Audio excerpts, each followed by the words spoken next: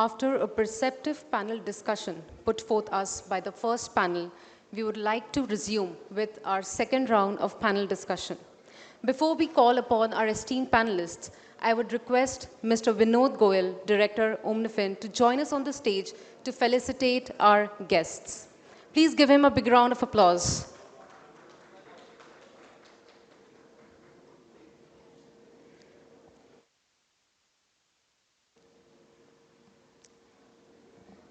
Ladies and gentlemen, let us welcome our first panelist, Mr. Sandeep Agarwal, with a big round of applause. We welcome you on the stage, sir.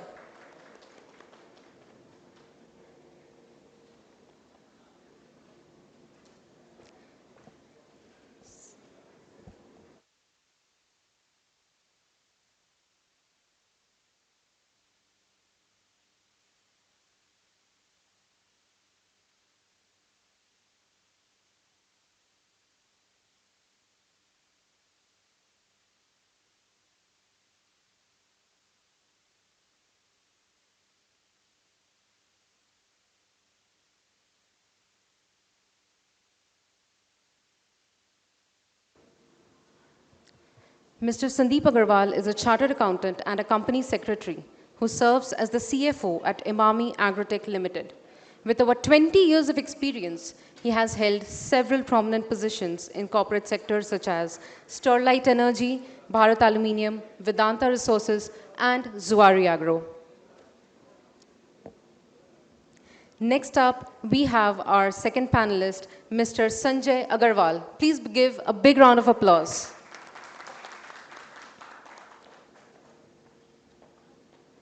Mr. Sanjay Agarwal is a chartered accountant with more than 30 years of audit experience. He is a partner in SR Batliboi and Company LLP and heads the assurance practice for Eastern region in India.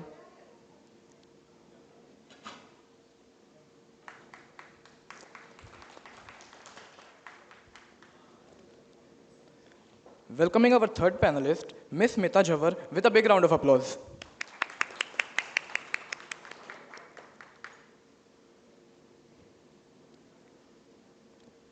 Ms. Smita Jhanwar is the Vice President of Finance at Mafatlal Industries Limited. She champions in business analysis and strategy, playing a pivotal role in streamlining processes across manufacturing and marketing division. Prior to her tenure at Mafatlal Industries, Ms. Smita has held significant positions at Sapurji Palonji Group and Ultratech Cement Limited. Thank you so much, ma'am, for joining us on the panel today. Joining us next on the panel is Mr. Nishant Bajaj. Please give a big round of applause for our fourth panelist. Mr. Nishant Bajaj is a chartered accountant by profession who serves as the CFO of Jupiter International Limited. He has a demonstrated history of working for various organizations having skills in corporate finance, accounting, and auditing.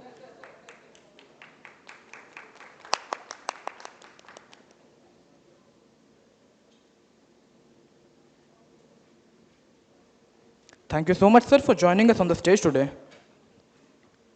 So we have an incredible panel lined up, and to steer the conversation in the right direction, we have with us our moderator, Mr. Manish Dhandharia. Please give a big round of applause to our moderator. Mr. Manish Dhandharia is a chartered accountant by profession. He is a partner at Kedia Dhandharia and Company. He has over 16 years of experience in the areas of GST consultancy, taxation, advisory, and compliance. He is also a special invitee to Indirect Tax Committee of ICAI. Beyond his consultancy work, he has mentored over 65,000 students across various professional courses. Thank you so much for joining us as the moderator. The stage is all yours, sir.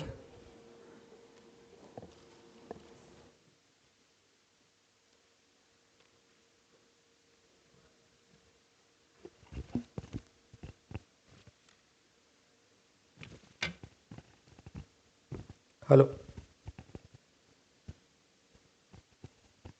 So good afternoon, everyone. So today the panel discussion is on value-driven enterprise. So here I can recall my teaching days because after entering over here, I found so many students of mine, and I'm feeling very proud that one of the panelists, Nishant Bajaj, is also my student. So I used to teach financial management. My core area was financial management and cost. And in financial management, in the very first class, we used to discuss the basics of financial management. And one topic was what are the objectives of financial management, where there was 2 points, profit maximization versus wealth maximization. So in this value driven enterprise, we are talking about wealth maximization and beyond that. So during that time, I used to give one example in wealth maximization that was with respect to WhatsApp. Every one of us are using WhatsApp, and at that time, there were no other messaging platform, and WhatsApp was clearly dominating the things. At that time, we never used to pay anything for the WhatsApp. There was no revenue model of WhatsApp. But still, that was the most important app in anyone's mobile. Okay, so everyone was wondering what are they doing, how they are generating the revenue. But they stick to their one concept. Yes, they were creating the user base. And at last, what happened in 2014? We all know it was taken over by Meta at I think around $17 billion valuation. So if instead of focusing on the value, it could have been very easy for WhatsApp to charge some revenue per user revenue or some advertisement, but no, WhatsApp stick totally to the user base, comfort of the user, and so everyone were very, very comfortable. And at one point of time, Facebook was worried that might be WhatsApp will dominate the Facebook, so it took over WhatsApp. So it's very, very important to create the value, then to see the profits, what profits we are getting in the short term. So in this our panel, we are having the diverse panel, which includes the persons from industry as well as the profession. And at the same time, we are having the companies which are not listed, which are listed, and which are going to be listed. So it's a totally diverse panel. And a general notion with respect to value driven enterprise is that there should not be, we have to sacrifice the short term profits. This is the general notion. If we want to create the value, we have to sacrifice short term profit. But it is actually the case or not? Today we'll discuss with our panels. We'll deep dive into this financial discussion where we'll discuss that how financial decisions are to be taken, keeping in mind that value is also to be created and whether actually we do need to sacrifice the short term profit or not. So to start the discussion, my first question is with Mr. Sandeep to you. Financial decision which lead to long term financial planning will lead to sacrificing the short term profit. Do you agree to this? And how do you tackle this in your price sensitive business, edible oil, which is very much price sensitive? Yeah, very interesting question. In fact, we are into edible oil business, and which is very, very price sensitive. And in India, we have noticed that consumers are very, very price sensitive. So if one product is being offered at higher prices, that product must have some differentiation. So basically in our organization, we believe in principle of 3 C's and 2 P's. That is cash, cost, compliance, and people and processes. So in our business, like cost efficiency and operational excellence is a must because you have to be a lowest cost producer. Otherwise, you won't be able to compete in the market. So we, every year, or you can say every moment, we try to find out new opportunities of cost savings so that we can reduce our cost of production. Apart from that, we invest heavily on automation and digitization. So machine learning, high data computing and forecasting model to forecast the demands and better realization, etc. So we use advanced models in that. And apart from that, you know, this business is a commodity business. So there is a huge volatility in the price for edible oil internationally. And that led to a change in price in domestic market also. So we also use the high, you can say, high computing models like value at risk. Then we have volume at risk, cash flow, CFR, we call it cash flow at risk.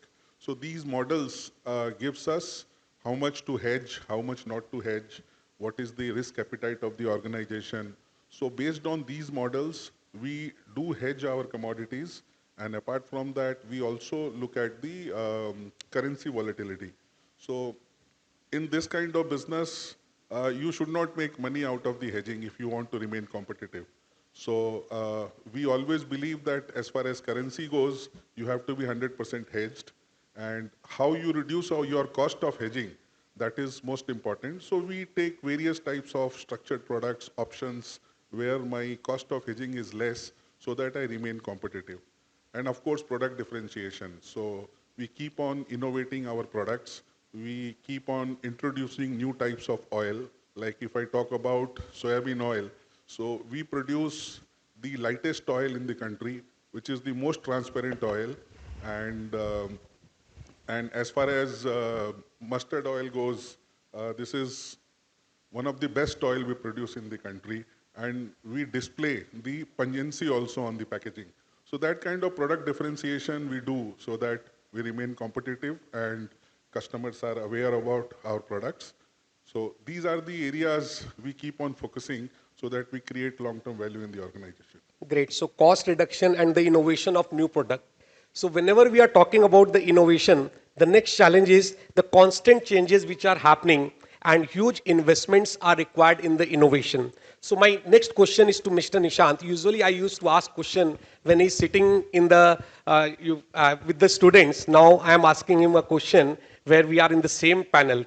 So sir, Mr. sir, I'm also used to answer when I was on that side, but today it's been an honor that I am sitting with you and answering to your questions here. Before coming here, I was not aware that you were my student. Just after meeting you, you introduced. I saw the face and I could recognize that we have met somewhere, but I was not very confident that you studied You to were me. teaching hundreds of students, so I was just one of them. Yeah. So it's so nice for me.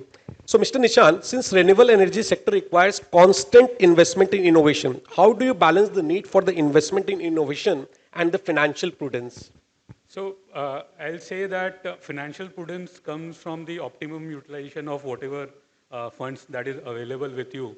And since we are into a business which is very technological driven, and the supplies are mostly from China, and the demand gets diverted the way supplies come from China. When we started in 2009, we were only 32 megawatt cell manufacturing capacity, and it was built in a space of around 100,000 square feet. Now in the same 100,000 square feet, we are manufacturing 500 megawatt. So over the years, the technology has changed.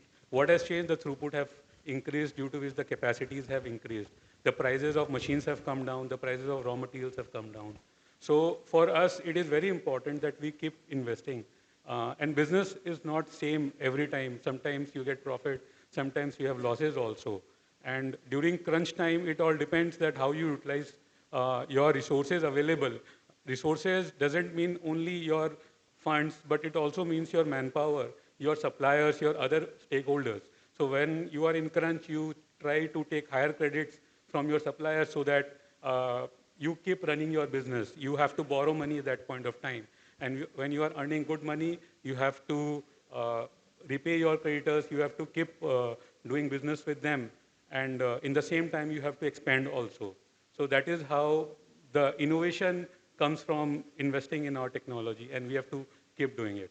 Right. So it's creating reputation among the creditors also. So if Yes, it's a hard yes, time, they are giving So, more credit. so when they are helping us during our difficult times, so it becomes our duty that Absolutely. we keep associated with them. So just for an example, we have, if you go to our factory and you'll see that most of our creditors, we have relations for more than 15, 20 years now. And it's not that we are giving some high margins to them, but they know that Jupiter is a good customer to them. And there are few people who do not offer credits to Adani, but they are offering credit to us. Their money Because are we safe. have built that kind of relationship with them. Right. So as we say, innovation is the modern trend, but there is a tradition also going hand by hand. So if innovation is the tree, tradition is the root. So my next question is with Ms. Smita. My question to you is, for a company with a rich legacy, how have you created the balance with the traditional values of the organization and modern financial strategies? Are you facing difficulty in this? So on a lighter note, many times we recall and say to ourselves, we are just 120 years old. So Great. yes, of course there are challenges. There are challenges when new thought process, new business ideas, diversification plans comes in at the same point of time when we are having a traditional methodology of doing the businesses, we are having the generational relationship to be maintained. So we have created a thought process where we do the integration, not the replacement. And this is our benchmark in taking over and thinking any idea ahead. That let's not replace, let's not replace the value system, let's not replace the relationship, but with the help of technology, with the help of new business idea, do the integration and then create the value system. And also make sure that all the parties involved in the business are getting benefit of that. Whether it is our traditional old dealer distributor network or our recent latest automobile and petroleum companies kind of customer profile. Right. So a very wonderful line, integration instead of replacement.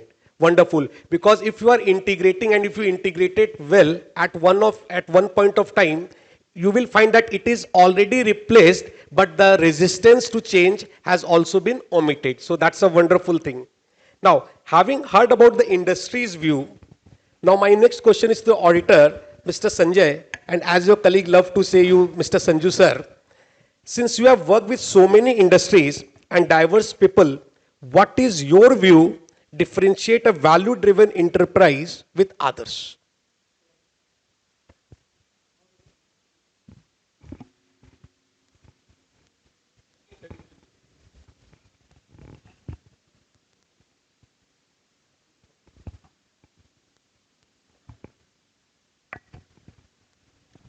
Hello. First of all, good afternoon to everyone. And a lot of thanks to Vikash and Omnifin for having me here. And it's an honor to share dais with Sandeep ji, Smita, and the teacher-student duo. Before I talk about the key attributes, I mean, it's important to understand that that value creation, like the value creation based on ethics and integrity, and at the same time maintaining profitability, these are not mutually exclusive. These can coexist, and basically they reinforce each other in long term. And second important thing for me, and I'll be very straightforward on this, that whenever any organization receives money in the form of investment or whether it is a borrowed fund, the promoters or the businessmen should consider that, should not consider that as their own money, even if it is in the form of equity. So it must be considered as an obligation, and that money must be returned with value. Because I've seen multinational companies coming in Calcutta or outside of Calcutta and investing big sum of money, and when they liquidate their investment, they lost a sizable portion of what they invested. And that's not a great idea when you think of creating a value-driven organization. And the third thing which I've seen, and this is like quite apparent. And this example I always give to my clients, that you think of two companies, both are equal in size and equal in terms of revenue size and profitability and industry and everything, okay?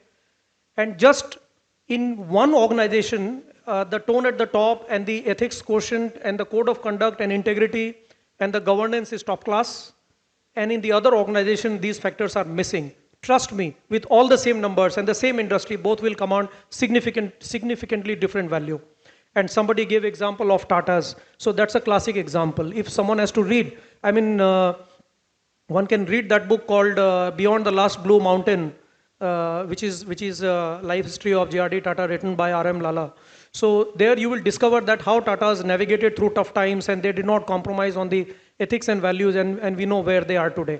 Now, coming on to the key attributes, the first and the most important one is the tone at the top, which is set by the promoter or the owner of the company, and the key managerial personnel. This is extremely important because if the tone at the top is right, and if it is very, very strong, then it is safe to assume that the same policy and the same mindset will percolate down into the organization. Because I always say that if the KMPs or the promoters, they want their employees to do something wrong for them or for the company, one day that employee will do wrong for himself. So therefore, it's very important in order to create a long-term value-driven organization that the tone at the top has to be of impeccable nature, which is to be set by the owners and the promoters and the key managerial personnel of the company. Now, if you look at the other aspects of the business, so every stakeholder, the company's conduct towards every stakeholder has an important role to play when it comes to creating a value-driven organization. Sandeep ji mentioned about creating the oil which is lightest in the country, or mentioning the pungency on the mustard oil packets or whatever. Okay, so essentially what he's trying to communicate is that they are very much concerned about their customer satisfaction. They want to deliver the quality goods to the customer so that they derive customer satisfaction and customer loyalty. So you have to be true to your customers, then you have to be true to your suppliers as well. You have to pay them on time. You cannot create disputes with them when it comes to paying them. Because if you do that, then you are not creating a great organization. So Nishant mentioned about their long-term relations with supplier. Sandeep ji mentioned about the customer aspect. Then another important one is employees. How you treat your employees, how you deal with your employees, and how transparent your systems are when it comes to acquiring the talent, retaining the talent, and also doing their performance evaluation and rewarding the talent. Because if you have the right talent, then there is nothing which can stop the organization from growing and creating long-term value. Wonderful. So as per Sanjay sir, it's all about that the promoter have to treat the equity as outsiders' money. They have to take care of the valuation. And the important thing, we have to create a long-term relation, whether he's a customer or creditors or employees. Great. So we all know that value-driven enterprise creates value for the shareholders also and for the society. But we all are aware that our actions and reactions largely depend on the government policies and regulations, which keep on changing. So now I can recall a scene also from a few days back. I was watching a movie in which Anil Kapoor and Ranveer Singh was there, where Ranveer Singh was presenting his product to a potential Sri Lankan customer. And he was questioned that, have you factored the price risk because of the China product? So Anil Kapoor intervened and said, right, we haven't factored that. But again, at the same time, he came back and said, in the next year, in the coming year, Sri Lanka is going to have elections and there might be change in the government. And if government changes, whatever you have committed as the tax concessions and other things, might that also not work. So we will come back after the revised proposal. So it's all about the government changes and regulations will create a lot of impact. So Nishant, considering the renewable energy, because government is focusing much on renewable energy, and in the last budget also they have allocated a good handsome money towards this renewable energy sector. So you have already have lot on your plate regarding financial planning and the financial risk. How do you adapt to the changing landscape of regulations, yet maintain the profitability? See, we are very much, any industry in India or in the world runs on the policies that has been driven by the government. So all industries need support from the government. And we are very much thankful to the existing government who has heard us and has given us support. So we have an association called Indian Solar Manufacturers Association, and we are one of the founding members of that association. And in the existing government, the ministry calls us, asks the input from us, and design the policies accordingly. So the surprises doesn't come generally. So we remain aware, and the existing government has always helped us to protect us from the Chinese supplies, because the biggest threat today in solar industry is Chinese supply. We have basic custom duties of around 27.5%, in cells and 44% in modules. Then we have PLI schemes. We have various schemes which have been designed, as you told that government has allocated funds. These are viability gap funding, wherein they are doing that promoting made in India, wherein specific orders are designed where only made in India cells and modules are used. So all these orders create a separate demand for us. And all these barriers help us to navigate any kind of policy changes. So as far as this is concerned, we remain prudent about the changes that is happening. We keep ourselves aware and we keep navigating. If anything wrong happens, so it is the entire industry and the country that is going to be impacted. So it is the government's responsibility to take care of the Indian manufacturers, and that they are doing very well right now. So right now, everything positive for the renewable industry. Yes, yes. And going forward also, it is very much positive that Yeah, we see. but I share my experience. I have installed solar plant at my home. It's around 15 kilowatt. It was installed, I think, 4 years back, and I invested around 8 lakh rupees in that. But now the pricing has reduced. Right. I think I am correct. Yeah, you are Prices very have much reduced correct. considerably. But the biggest Technology irony have is, also changed. huh? The technology have also Technology changed. also changed. But the biggest irony is we have entered into the contract with the West Bengal State Electricity Board, where it was committed that my billing will be on net metering basis. It means if I am consuming, say, 100 units and the solar plant is generating 30 units, I will be billed for 70 units. There is a written contract signed by West Bengal Electricity Board and myself. But at the end, when I got the net metering, I got after 2 years one thing. And when I got my first bill, I was shocked to see what they did. I am consuming 100 units and I am generating 30 units. So what they did, they billed me for 100 units at the rate of rupees 10 per unit, and the 30 units that I generated, they have given me credit at the rate of 2.25. So now my whole project is gone. There is no point of installing solar. I was very much motivated that I'll be contributing to the society also by reducing the pollution, but ultimately my total project is now gone. You were little early. You rightly said there are two things. You were little early. Secondly, you are in West Bengal, so there are some disadvantages there. But now there is a PM Surya Ghar Yojana where they are giving capital incentives for household solar plants. But I think that has not been implemented in Bengal again. Can I get the cashback? Yeah, you get the capital subsidy on the installations that Like, you can do. I get the cashback of the investment that I done 4 years back? You have to sell it at scrap and you have to buy a new one now. Right, That will absolutely. be more beneficial for you. Because If you I do think a cost West benefit Bengal is a analysis. surplus power state. Yes, So because there's no. they don't less need, they don't consumption. wish that we install solar plant. They will be at a loss. So that can be the reason what I feel. Okay. So Mr. Sandeep, market is now volatile. Currency is fluctuating. Raw material prices are increasing. And I think your major, most important raw material has been imported. Okay. And there are regulatory changes. So what is your take on identification of growth opportunities in this dynamic market conditions? Well, we are totally import-driven industry. So entire raw material is coming by way of import. We are importing from Latin America, Russia, Ukraine, Indonesia, Malaysia. So the current policy changes and the landscape of currency depreciation and government increasing import duties, etc., that is creating a lot of volatility in the market. So as an edible oil producer, we need to look at the backward integration, basically the plantation within the country itself.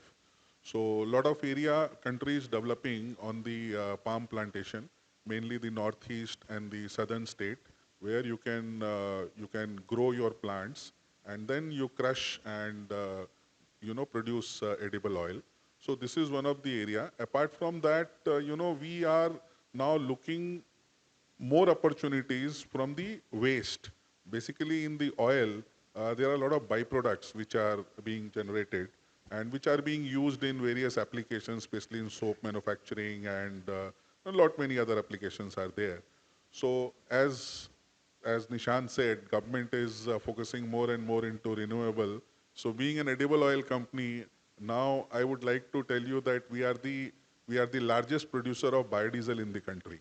So we are now we are producing biodiesel from the waste of palm oil, and which is getting mixed in the diesel itself.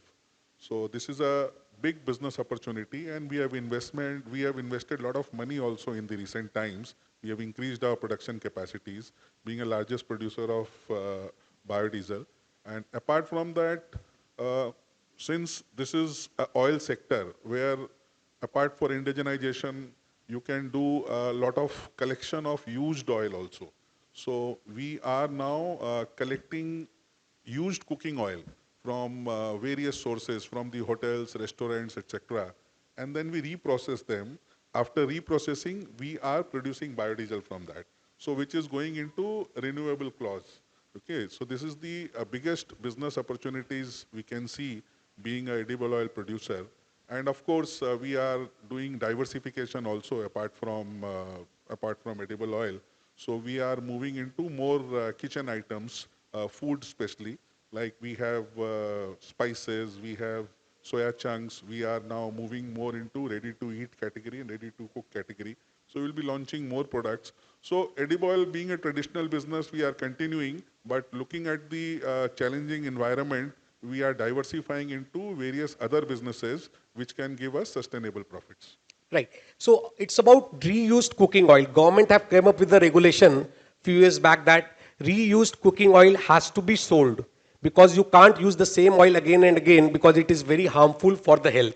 So do you think that business is actually going and actually you are able to procure the oil, reused oil? Very difficult because India being a country where even I don't know how many households throw the oil in the drains or they sell oil because we use large drop of oil. But then of course there are regulations where hotels and restaurants they have to sell the used cooking oil, and there are policy guidelines also towards that. Though people are circumventing, but still some honest restaurants and hotels, they are selling. So very difficult to get the used cooking oil from the market. But then gradually awareness is coming and people are selling oil. And that is why we are able to, get a lot of used cooking oil and we are producing biodiesel out of that. Right. The five-star hotels and the reputed restaurant, they can sell because this will show their credibility also that they are providing right product and using right material for the restaurants. But at large, it is now difficult. माने सब कोई नहीं करते हैं ये चीज. 5 star से होरेका में आ जाता है, छोटे रेस्टोरेंट हाँ, छोटे रेस्टोरेंट में आ जाता है. They sell to the vendors. छोटे रेस्टोरेंट से हॉकर्स के पास आ जाता है. Then lastly, as I said, some good reputed houses they are selling. So that is at least we are getting those kind of. So in near future, can you think कि instead of importing, you can procure considerable portion of your raw material indigenously? Not really, because India consumes almost 15 million tons. So that much of oil is not available even domestically. So we have to be dependent on imports. Soybean crop is not much in India. So entire soybean and sunflower oil is coming from Latin America and USSR. So palm oil coming majorly from Indonesia, Malaysia. But then destination countries, means sourcing, countries, they are also putting a lot of restriction on import because more and more palm oil is going into biodiesel production in their respective countries also. And that is why, once upon a time, like if I talk about, because I worked in metal also, so we used to call zinc as a dog metal because prices used to be the lowest as compared to copper, aluminium. And similar condition was for palm oil. Palm oil cost was the lowest. Now, palm is the costliest oil as compared to soybean and sunflower. So scenario has changed because more and more palm oil is going into biodiesel. So that is creating scarcity in the market. So complete, you can say domestic sourcing is not feasible. But then as an industry, we are moving to more and more other oils like groundnut oil, if we call it mustard oil, then some soybean oil also being produced. Right. So exchange fluctuation will always be a risk. Exchange fluctuation is a big risk. Yeah. Big So risk. Miss Smita, even in the textile industry, there is a foreign exchange exposure in form of raw material also, and I think you also export. So foreign exchange fluctuation is also there and the global competition. There are also some cross-border tensions that also affects your industry. So how do you keep a control on financial risk and what are some of the preventive measures which you have taken? If you can give any practical example, that will enlighten us. Sure. So we have divided our risk profile into two categories. One is the risk where simple products can be applied. Like if it is a foreign currency risk, can we do the hedging? If it is a commodity related risk, can we do the forward commodity contracts? So there are standard products are available and we apply them. Now there are certain amount of risk which is related to the business. Now, can we do something in our business model to take care of those risks? Can we create a natural hedging by way of either forward integration or backward integration or by way of diversification? For example, traditionally we were a textile fabric manufacturer and the supplier in the market. When we realized that yes, there will always be seasonality in the fabric market, can we get into the uniform solution piece where there will be a standard demand? In case of a school uniform, again there is a seasonality. So can we move towards the functional and the corporate uniform, which can take care of our volatility? So we try to inbuild in each and every our business line, we try to inbuild a natural hedging. Of course, there will always be some element of risk which will remain open, for which management and the finance team needs to be very attentive. They need to place the risk metrics in the place. They need to have the proper insurance products, credit products in place. And with the insurance and the credit products maturing in the market, it is very much possible to cover the country level risk. Again, geopolitical risk, these factors are difficult to control. However, management should look towards diversification, not putting all the eggs in one basket, ultimately. Did unrest in Bangladesh affected you? Little bit, yes, it did affected us. However, at the same time, our team was very quickly, our team was able to move the operations from Bangladesh to the Middle East market, which helped us. So again, having right people on the ground, having the good policies, good processes helps. Nice. So now we all know that regulators are highly vigilant. They are monitoring each and everything. So my next question is from Mr. Sanjay. I'm sure you must be handling cases with increased scrutiny from regulators. What, according to you, should organization do to align their internal audit and risk management practices to mitigate the financial risk? So all the questions relating to regulator risk, they are all coming to me. Yes, So, you are the right person to answer all these. yeah, I'm the regulator for my client. Sir, ultimately, sometimes we also have to answer our auditors when they say that regulators are watching us. So Nishant is so happy to see me, on the receiving end. It's a great question, okay, and I'll answer it very comprehensively. That first of all, and I will begin with the tone at the top, which I mentioned. When we accept any client, the first thing that we see is association risk, okay? And I will come to what the company should do to reduce the risk of being caught by regulators. But then, it's very important to have a very strong board, okay? The people who are in the charge of governance, you should have a proper board, and the board should have sufficient number of independent directors as well. I'm talking about a decent sized company where you need to have a board and you need to have directors, including independent directors. And independent directors should not be for the namesake. Okay, they should be they should be given the opportunity to speak and to add value into the board meetings and into the discussions which takes place in the boardroom.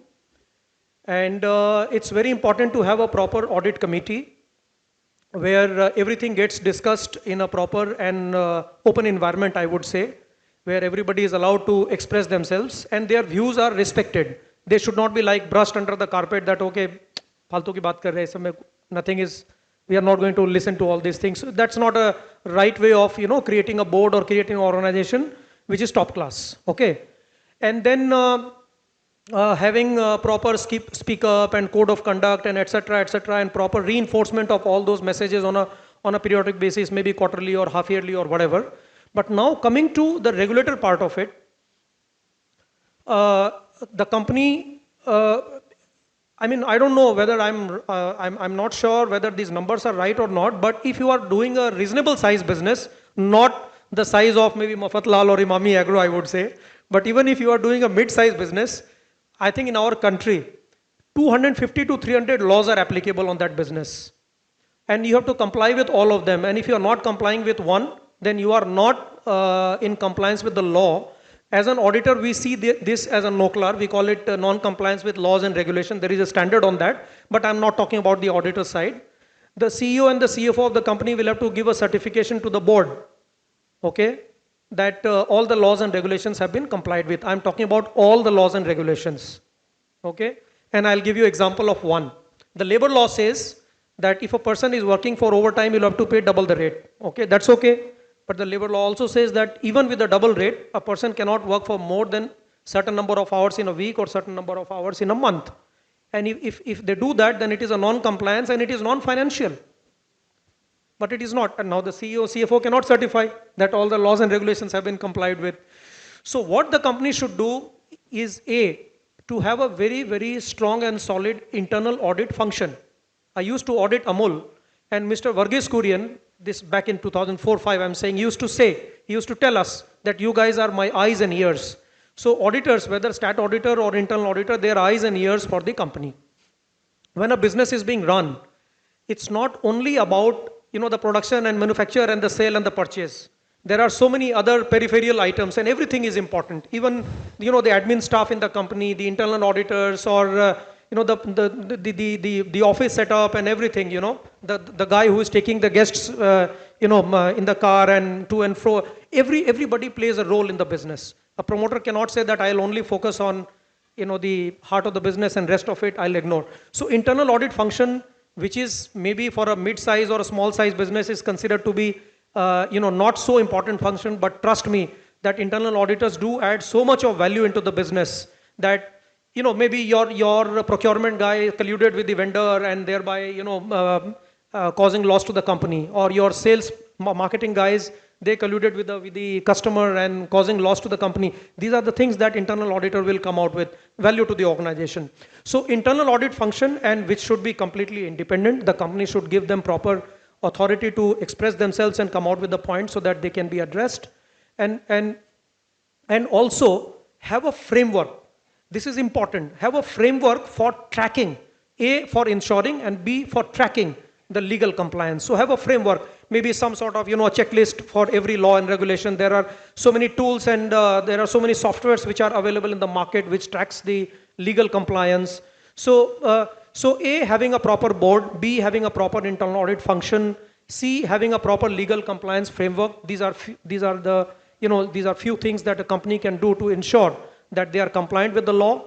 And then, even if there is any regulatory scrutiny and all that stuff, you can boldly go and face that, okay, look, this is what I've done to ensure compliance. Yeah, like any auditor, Mr. Sanjay needs the freedom to do the audit. And he rightly said that it should be open discussion with the employees or the auditor should happen. Okay, so now I have some specific question to each panelist. Like Mr. Nishant, you are going to be public soon. Okay, so how is Jupiter International changing as part of this transformation? See, IPO is a one-time event for any company, and we are very excited for the entire journey. This is my first time itself, also for bringing in IPO.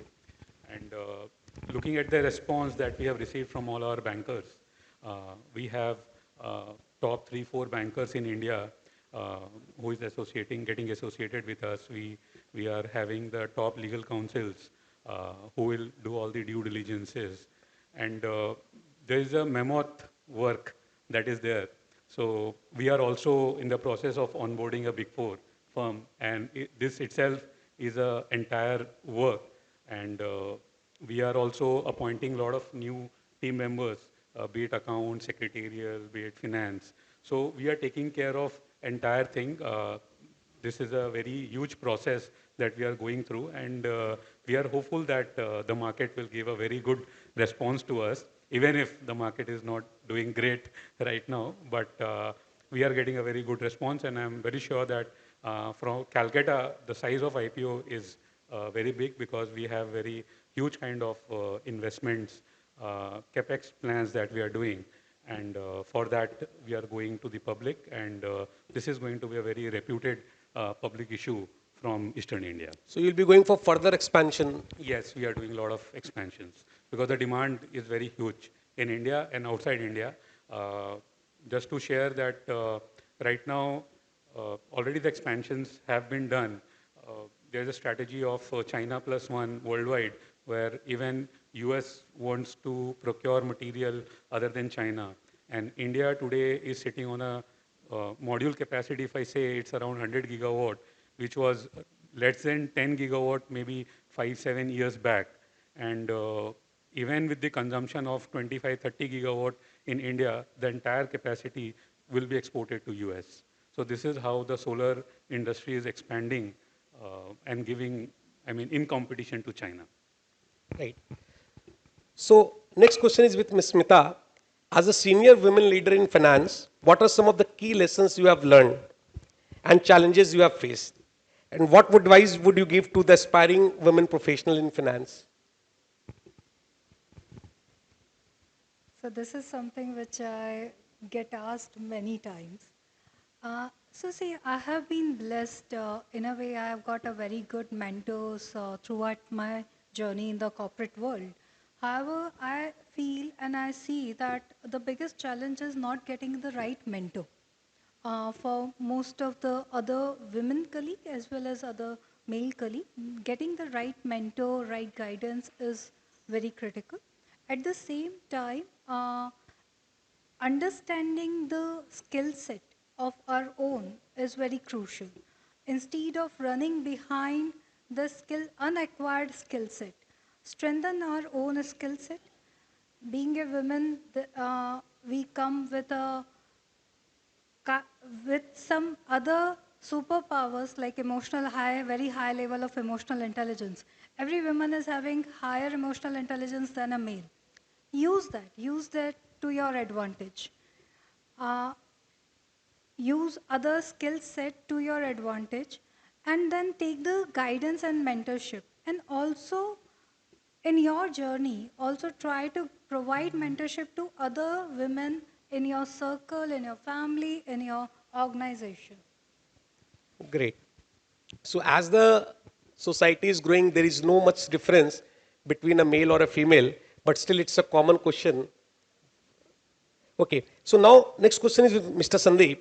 With the growing trend of health consciousness and wellness, because you are dealing in edible product and it is supposed to be not good for the health, how is the edible oil industry changing its product offerings to meet the evolving demand? Well, edible oil, as you know, people say it is not good for health, but then sometimes you have to create product differentiation so that it is good for health also. Like during COVID times, we added vitamins in the edible oil and we came out with a product called Immunity Booster. So and that product was quite hit in the market during COVID times. So product differentiation is important. And apart from that, oil being oil, you have to consume it. So as a company, we need to look at where we can, diversify. And that is why I said in the earlier remarks also, we are diversifying into food products. So like nutrition product like soya chunks, which is the alternate to, you can say, meat for vegetarians. A lot of people consume soya chunks, which is a quite protein-based product. And similarly, we are coming out with more and more protein-based products in the market so that this is give the customers health awareness. And, oil is being also consumed by the people, but they want clear-cut knowledge about the product. So you have to be very transparent what kind of contents are there in the oil. So whether it is harming your health or not, that kind of messages you need to clearly display in your advertisement, in your product labels, etc. And sustainable farming, whether these are, because youngsters nowadays talk about sustainability and this is a buzzword in the market.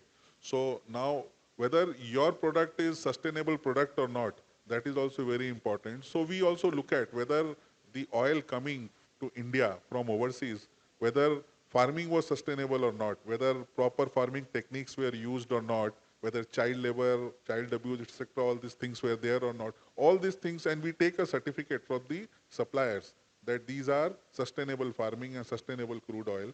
And based on that, then we bring the product in India. So these are the steps we can take, but otherwise edible oil, so there is no alternate, basically. Can it be healthy? Edible oil is not unhealthy, you can say. Only thing is you need to keep on changing the oil. Sometime, maybe 2-3 months, you use soybean oil, then you change to sunflower oil. Then you change to rice bran oil. Rice bran is produced from the rice husk. So this is a good oil. So olive oil and other things people talk, but these are not cooking oil. These are only for dressings. So cooking oil, there is no alternative. You have to go for either soybean or sunflower or maybe rice bran oil. And groundnut oil is now gaining popularity once again. So to meet the customer demands, now we are coming out with the cold press oil. So which is more healthier options, you can say. Groundnut oil can be a cold press oil. Mustard oil is good for health. And we have heard from our forefathers that mustard oil has several benefits. Similarly, coconut oil, this is also a very, very good option as far as health is concerned. So, cold press oil, like mustard, whatever oil we are producing right now from, say, palm oil, soybean oil, these are refining process where oil is heated at very, very high temperature. So in cold press, there is no temperature. Basically, like mustard oil, we are producing mustard oil by crushing the oil seeds, that mustard oil seeds, in a kolu. So there is no heat generated much. So that is why oil, after heating twice and thrice, it loses all its value. So cold press it's not heated, so it's retaining all its nutrients. right, that's why used cooking oil is more harmful. Yes. So next question, from auditor's perspective, Mr. Sanjay, what are some of the red flags in the companies which indicate that the company is losing its values, cite its core values? Well, we do this for our living, okay? You must have the checklist. But I'm not going to give you the checklist because it's our trade secret, okay? But yeah, easy to find, whether the organization is losing sight of its core values and ethics or not. And list is like a very long, endless, I would say, but still I will tell you a few of them. So, the exodus of the top executives or resignation of the CXOs or the KMPs, we see this as a red flag. Not necessarily that it will result into something wrong, but we see this as a red flag. Then sudden spurt in related party transactions, purchase or sale from unusual parties who are not from the industry, or significant spike in the sales towards the year end, and the account receivables not being collected within the payment cycle, or sudden accumulation of inventory, or the other aspects as well, like non-upkeep of the plant and machinery which is required, and if it is going on consistently, so that becomes a red flag. Then the company not being able to meet debt covenants, or the failing in repayment of installments is a very, very big red flag. So and then unusual transactions with unusual parties, they are indicative of the fact that there may be some siphoning of the funds, or investment in a subsidiary or in a business which is not in line with the the strategy of the company. So basically these are all indicators of siphoning of the funds. And then unhealthy relations with the labor, or frequent lockouts, etc., etc. they are also indicators of, uh, the company not living up to its core values. As I mentioned, that the list is endless, and I can go on and on because 30 years this is what I've done. But these are some of them which I'm saying. But whenever an organization, more importantly, loses sight of its core values, they get reflected in the behavioral aspect, on the accounts or on the off balance sheet items. So, and sometimes people think that the others may not be able to catch. Okay, but that is not right, because when a regulator comes, or when the investor comes, you see, when investor is putting money, so that time everything is very rosy and everything is hunky dory. Okay, so it's like a fantastic meeting, good meeting and dinner and drinks and everything. Okay, and when things starts actually going downwards, then those same investors who put money into the company, they can create a lot of trouble, and they have every right to. They can unleash maybe special auditors, or they can ask for some investigation into the account, they can ask for more details. And then after that, when the meeting happens, they are not the pleasant ones. So therefore, as I mentioned before as well, there is a way of making money. And I have seen the companies who make money through proper channel, and they are not chasing every opportunity of making money which comes at the cost of compromising ethics and integrity, and at the cost of ruining the relationship with the supplier or with the customer or with the employees.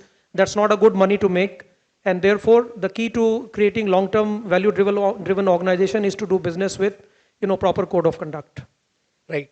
So Nishant, you must be taking care of these red flags much more, because you are going to be public soon. So can you add 2-3 lines to this? Do you have anything to add? I'm with Sanjay ji on this, and one point he said that whenever the company is unable to meet its debt obligation, then it becomes a red flag.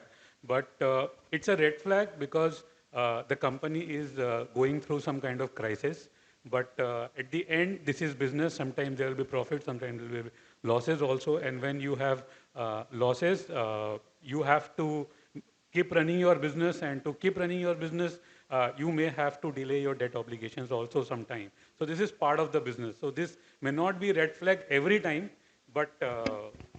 Nishant, good point. So red flag does not necessarily mean that there is something wrong. It is just an indicator which requires evaluation. And after evaluation, it is very much possible that somebody is doing a business is an entrepreneur is taking risk. Now that risk may or may not pay off. There can be a business failure because of genuine reason also. And we have seen, you must have seen several cases where the business actually went into a cycle of negative trap, you can say, and the numbers were not good.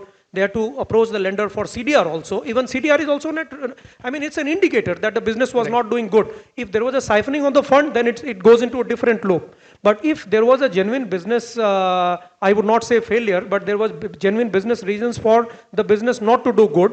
And then there are several cases that we have seen where the company has bounced back from CDR, paid off all the debts, and they are doing rockingly well. I deeply agree with you on this. Yeah, and from listed company point of view, are you... Your takeaway? So we came out of BIFR, actually. Somewhere in 2004, company went into the BIFR, and 2011 came out of it. Again, company restarted its business from the scratch, a 120-year-old company. So see, it is very crucial, and I will agree with Sanjay ji that having good statutory auditor, having good internal audit partner, management auditor, is crucial. At the same time, having the ITGC controls, GRC controls, proper IFC mechanism in the system, so that those early signs doesn't become a red flag, is important. So from the finance perspective, that's where we'll always concentrate and try to create a system which can identify that where exactly the things can go wrong at the next step. Right. And I think Emami Agrotech is now a listed company. So do you think for you comparatively red flags are less than the company which are going to be listed or the listed company? Not really. It again depends on the tone at the top. So we as a Emami group, we are we are following the highest compliances in terms of, in every aspect of the business, because Emami is our flagship company, which is a listed entity, and we have few more listed entities. Though Emami Agrotech is not listed, but across the group we follow the same standard and same sort of compliances. So we never compromise on compliance. That's so nice. Now, as we are talking about the profitability, I have some question from the audience. So when we talk about the profit, what will be the metric on the basis of which you will judge the profit, you will analyze the profit? So can please display the question.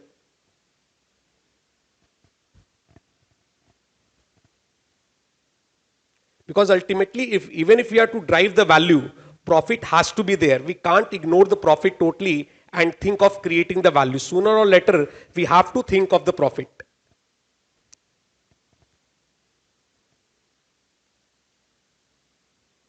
Yes, you can scan the code and answer it.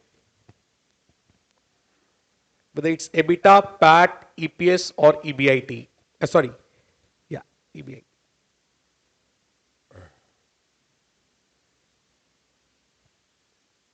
Scanner is on the table, I think, and you can scan from here also.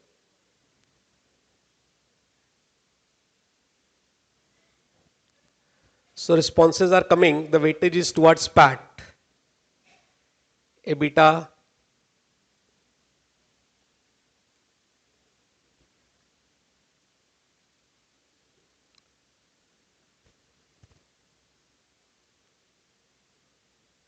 yes. So as per you, Ms. Smita, what should be the parameter? So in our company, so now 90% of our turnover is coming from the asset-light business model. In this particular business model, EPS is the most critical parameter. However, when I look at only the manufacturing, there the EBITDA becomes critical because at the same time I am investing money in procuring new fixed asset for the future growth. Right. And Nishant, yours take. So for me, EBITDA is on the top because this is the real contribution which has been generated from your business, because this is the operating profit. PAT includes your other income. PAT includes your increase in deferred tax assets also. So this is not the real indicator of the business. EBITDA remains at top for me. Sir, Sandeep ji. So for me, all the four elements are not relevant. Okay, so So I missed the other option. Yes. None of them. Yes. So I think for an investor and even for the company or for a CFOs or finance community here, the best indicator of any business is free cash flow. How much free cash flow the business is generating after meeting all its obligation, that should be measured, because PAT can be manipulated, EBITDA can be manipulated, EBIT can be manipulated, free cash flow cannot be manipulated. So this has to be measured by way of free cash flow.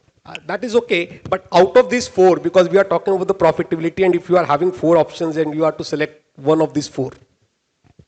So if that be the case, then I will go for EBITDA, because how much operating profit business is generating, that is relevant. Because if your EBITDA keep on growing, then you will be able to repay your debts also. Your interest can be reduced also growing forward. But if your EBITDA is not healthy, then of course you will not be able to meet other obligations. And you take a... So I was just thinking my answer, okay. Because we bring different perspective onto the table. So when we have to sign on the P&L, we have to take each and every line item. So for me, all the four are important. But having said that, every parameter is important in its own way. EBITDA is important from a different angle. And what Smita mentioned, that in case of a company which is asset heavy, where significant capex is required, then EBITDA becomes extremely important, because then the depreciation part, while it is coming as a charge to P&L, but you don't incur that expenditure. And then free cash, which Sandeep ji mentioned, is extremely important, because you cannot run away from the cash. Okay, you can create some sales and you have a debtor in the balance sheet, but वो cash में तो दिखेगा नहीं फिर ना, because you will have increase in the debtor which will negate the cash flow which will come, profit cash flow number which will come from the profit. So therefore, for us, I mean, we consider each and every line item to be important, but it also depends on what investors are going to look into. I mean, we have some clients where investors don't look into EBITDA, and then there are some clients where investors do look into EBITDA. So if you look at the DRHP or RHP of any company, or when there is a QIP gets done, so there also PPD and PD are uploaded onto the public domain. So you will see a lot of commentary on EBITDA also, and EBIT also, and PBT also, PAT also, EPS also. PBT versus PAT, it's very important to know that there should be the PBT and PAT, the difference should be for the effective rate of taxation. And if that percentage is not coming, then you need to be aware as an investor or as a reader of the financial statement. Okay, is there any tax holiday? If the tax holiday is there, then for how many years it is available? Because then you should not consider the lower rate of tax as perpetual. So each and every parameter becomes important that way. Great. So now, whenever we are talking of any topic, the AI will come into play, because nowadays AI is so much evolving, we can't take away this. So, Ms. Smita, digitization is shaping the economy as well as the industries. How have you integrated technology and automation into your business? So I will just give one example. So we do the supply of uniform to petroleum companies. So till 2 years back, when we were doing the supply, if there's one particular petroleum company, then more than 15,000 petrol pump owners are buying the uniform. And then doing the reconciliation with each and every one of them used to be a huge task for the team. So now we have brought them to a platform where they can, on a click of a button, by making the payment on spot, they can buy the uniform for their employees working at the petrol pump. Even they can order one single uniform. Yes, of course, earlier a scenario, we used to give them the bulk supply. Now we have given them the flexibility of even ordering one uniform, but at the same time, the entire reconciliation has been taken away from the system, the challenge of reconciliation. So again, the use of technology in the business, so we cannot shy away from that. It has become a very integral part of the business. In fact, even in the decision making, today when we wake up in the morning, the first thing we say is we do not only see the sales report, we are looking at the entire P&L of the last day. So the amount of data which is available on the click of a button is driving the decision making. So it is playing a very crucial role in our function in the company. And Mr. Sandeep, for you also, digitalization, AI is very important. So how you are integrating it? Yeah, in fact, we are investing heavily on the digitization. In fact, in our company, almost 20 years back, we implemented SAP, and we are continuing. Now, as I told earlier, we have invested a lot of money on, supply chain optimization, where forecasting of demand, then with complex model, we are estimating our value at risk, VAR model, or maybe CFAR models, which are quite helpful in commodity, hedging mechanism. And now we are the first company in Eastern India. We have recently signed with Salesforce, and we are implementing that Salesforce platform for our dealer distributor. So as a group, we are very focused on technology, and Anything on AI, these are the technology part. so AI nudges will be there in the Salesforce, where the machine learning tools will give us the various type of demand forecast, or that will give us what customer wants or what dealer distributor want. Real time basis, all the salesperson or people on the field, they will get the you can say alerts that this dealer wants this much, that dealer wants that much. So that kind of software we are implementing right now. And as I said, machine learning, which is completely on AI forecast, that demand forecasting what we do. So it's based on machine learning model, based on the historical data, demand is being forecasted, where we are using AI in a great way. And Nishant, how you are integrating this AI? This is a common question for all the panels. See, we are also on a journey. Earlier, we are using shared drives. Now we have gone to cloud, wherein we are using OneDrive as our. Now all the informations are available in your mobile phones, right? Other than that, we are also working on bots, wherein the invoices, etc., can be easily read by the system, and entry will be generated automatically. So all those aspects we are working. We are on an ERP since 2006, which was on-prem. Now we are going on cloud.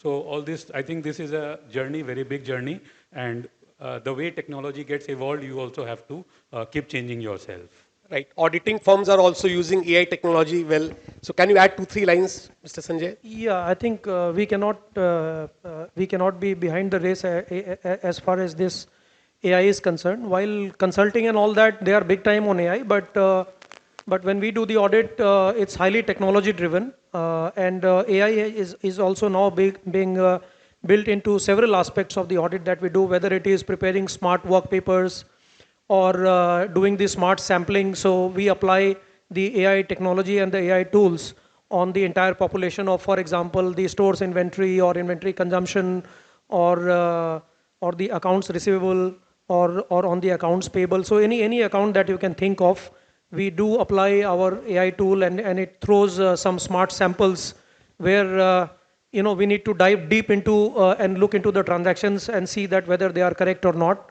And also in terms of in audit, we have to a fundamental thing in audit is documentation. Okay, irrespective of how good audit we have done, but if our work is not documented and if it is not kept on files, then if a regulator comes and does the interview of the audit partner and of the audit team, and even if the partner and the audit team is able to answer all the questions of regulator, but if those things are not there on the file, they will say that your work is not documented on the file, so we will not consider that as part of your file. This is your afterthought. Yeah. So the every documentation that we are doing, we call it Canvas. It's a global tool that we have. So whether it is documentation, whether it is execution, whether it is smart sampling, whether it is bank reconciliation, whether it is sending out confirmations, so everything is tool and technology driven with the touch of AI, so that samples that we come out with, they are intelligent ones. Great.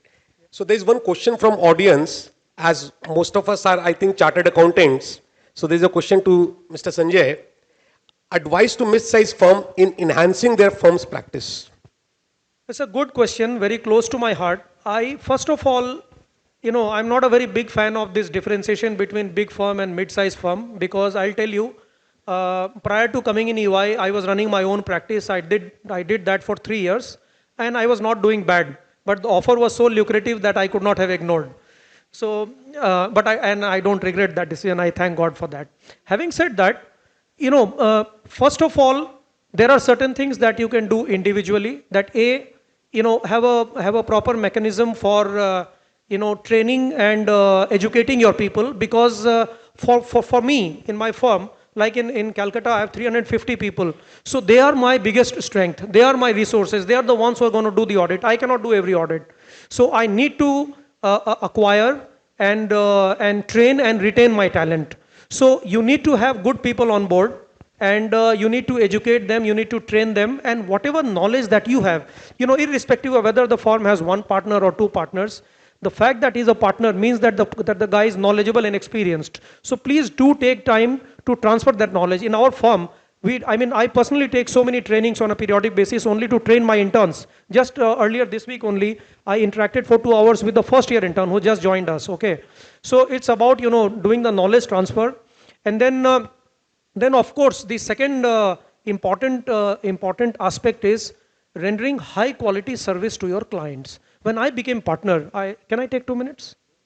2 minutes, okay, right? Yeah. Okay. When I became partner, there were already partners in the firm, and they were doing all the big accounts. So I was given small accounts in the first year of my partnership. Okay. So I spoke with my service line leader that I'm only getting the bottom of the pyramid. Why am I not getting big account? He told me one thing, which I now tell my junior partners. Okay, that my service line leader told me that don't care about what kind of clients you are getting. Just focus on delivering high quality service to them, and then they will become your brand ambassador. They will come and tell us that your partner is doing good job. He was so right, I'm telling you. So if you are rendering high quality service to your clients, whether it is indirect tax or audit, return filing, whatever, if you are doing a good job, that client will not only give you more work, but that client will also spread the word. And the last thing, and there are so many things, I mean, I have to be mindful of the time. Third thing that you can do is have a soft collaboration, okay? So 1 and 1 is always 11, it is not 2. So try and collaborate with the other, whosoever you are comfortable with, within the same city, outside of the city. Institute has come out with a framework for, this something called, congregation of, what do you call it? Aggregation. So aggregation of the firms. Okay, it's not typical partnership, okay? So this framework is fantastic. You should read and you should capitalize on that. So by accumulating the resources of the other firms in the same city or the other cities as well, you can consider yourself as big. Remember, the same institute has given you the degree and me the degree. So there cannot be any differentiation. So you should always tell yourself that you are equally powerful and you can equally do the job. Just that you need to read, you need to upgrade yourself as well, and you need to invest time with your people. Thank you. Great. So if there are any questions from audience, if not, then we can move to the rapid fire account. Okay, so we now start rapid fire. We start with Nishant Bajaj. Okay, so 1 minute, we have 4 questions. So we start now. What's one underrated skill you believe every finance professional should develop to stay relevant in the future? Learn to delegate. What's the most exciting financial innovation you have implemented in your current role? I think we have done a lot. Every day we are doing something new. So cannot name one right now. Okay. With the government encouraging private investment in infrastructure, how should CFOs prepare to seize the opportunity? So they should be ready to finance the requirement of the business, because as and when the demand grows, you need a lot of money. So you should keep yourself ready for the funds that is required by your business. Otherwise, your business will not grow. Okay. Rank your personal priorities as a CFO: stakeholder management, data-driven decision making, and adopting digital tools. I think data-driven decision making is the main thing.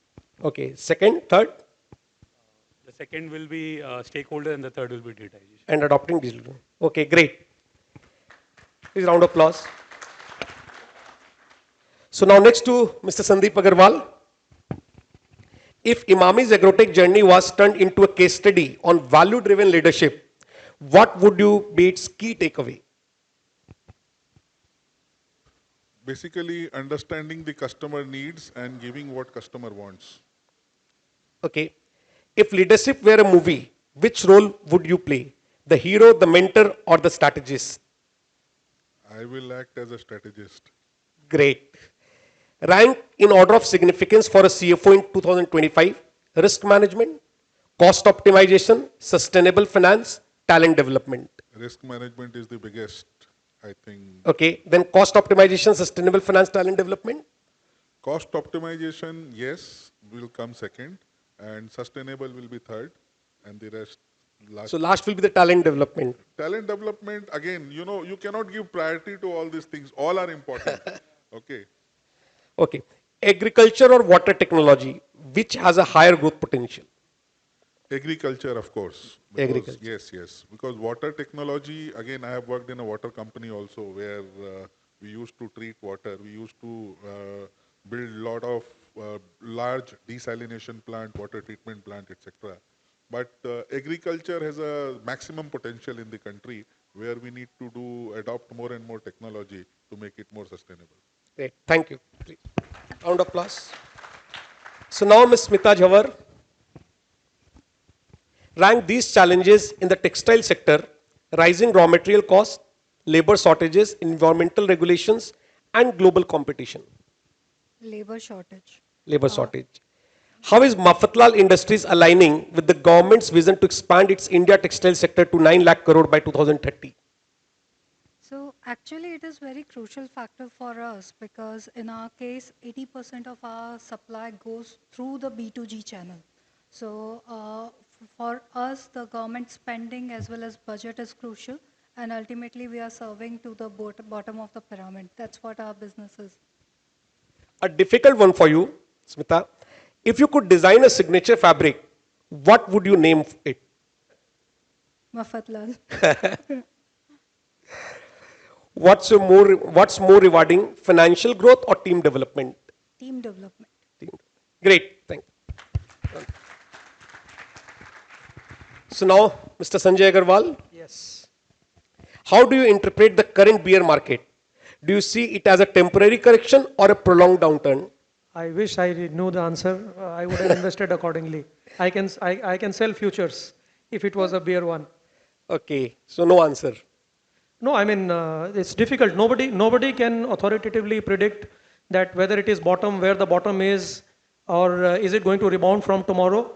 Then if I knew the answer, then possibly I will liquidate all other investments and put money in the market.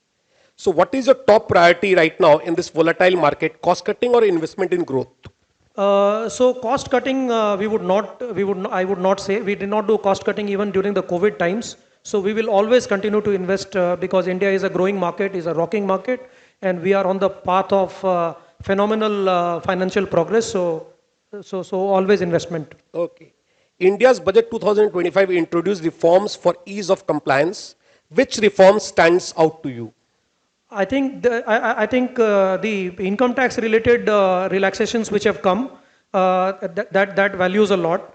But I think in this budget, okay, although it is not the question, I will say that the best thing that government has done is to improve the consumption by reducing the tax burden. I think that is a master stroke.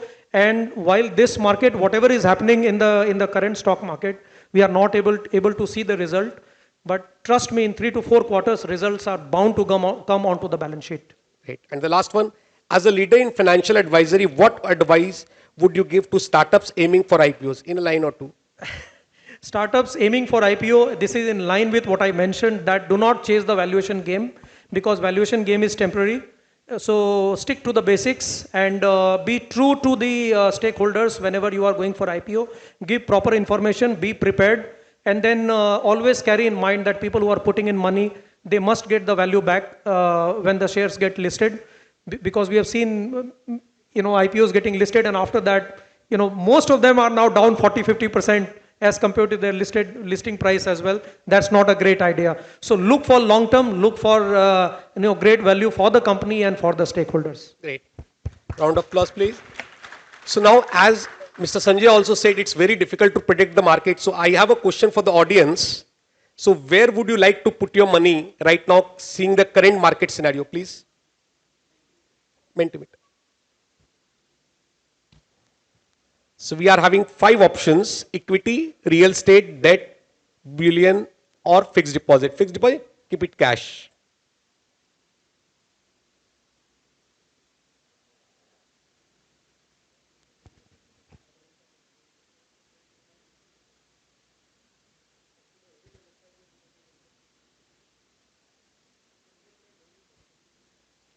So people are eyeing for equity.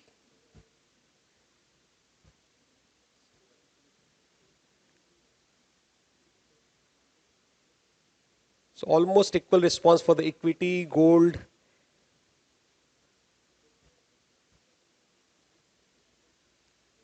Great.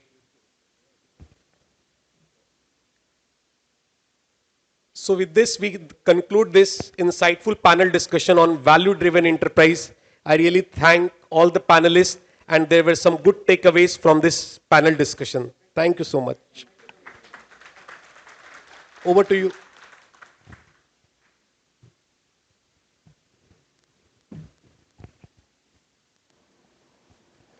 Thank you so much, our esteemed panelists and the moderator, for an engaging discussion.